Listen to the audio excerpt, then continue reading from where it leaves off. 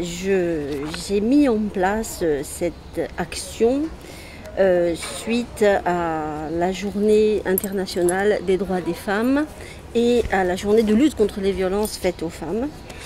Dans le cadre de ma mission, je travaille à la mission prévention et à ce titre, je mets en place des actions de prévention en direction des jeunes, des personnes âgées et en général des personnes vulnérables. Donc il y a également tout ce qui concerne les femmes victimes de violences.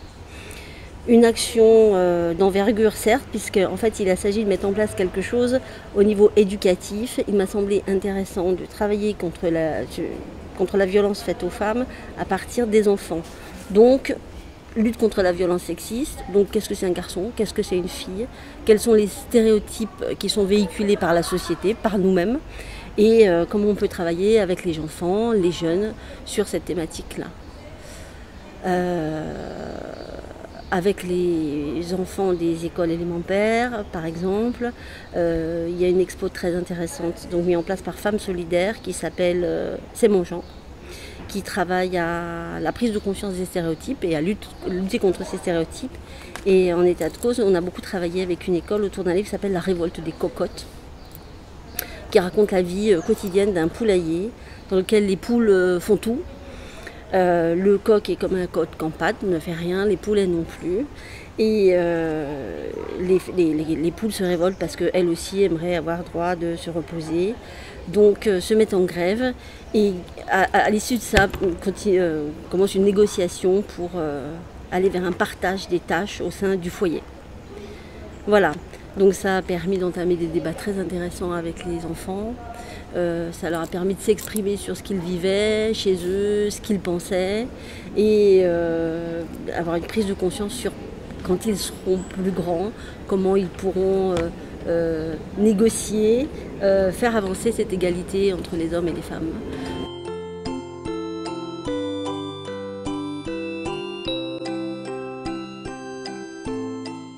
Donc en fait, tout se passe bien, ça se passe dans un poulailler, donc dans une basse-cour. Et donc les poules sont chargées d'effectuer toutes les tâches ménagères sous l'œil attentif et paternaliste du coq qui n'hésite pas en plus à leur tirer les plumes si elles ne font pas leur travail. Donc las de tout faire dans le poulailler, les poules décident de se révolter et donc demandent une égalité dans le partage des tâches. Elles font la grève, donc elles ne s'occupent plus de nettoyer le poulailler, elles ne s'occupent plus des poulets, elles ne s'occupent plus de les nourrir et elles ne couvrent plus leurs œufs. Elles se mettent à manifester dans la rue, bien sûr. Le coq est foutu, les cocottes sont dans la rue. Mais bien sûr, le coq, fort contrit de ce qui se passe, leur donne ordre de continuer à travailler, mais bon, elles continuent la grève, ce qui ne simplifie pas les choses parce que tout est sale effectivement et tout va à volo, donc ça ne satisfait personne. Donc là, vous voyez, là, les poussins jouent, c'est sale, bon, personne n'est satisfait de cette situation et on va arriver au terme du livre à effectuer des négociations pour que les poulets et les poules se partagent les tâches. Voilà, donc de façon à ce que les poules, elles aussi, aient le droit de se reposer et de faire la fête, les poulets aussi et le coq aussi. Et bien sûr, à la fin, une poule a une dent, il y a référence à quand les poules auront des dents, c'est-à-dire jamais.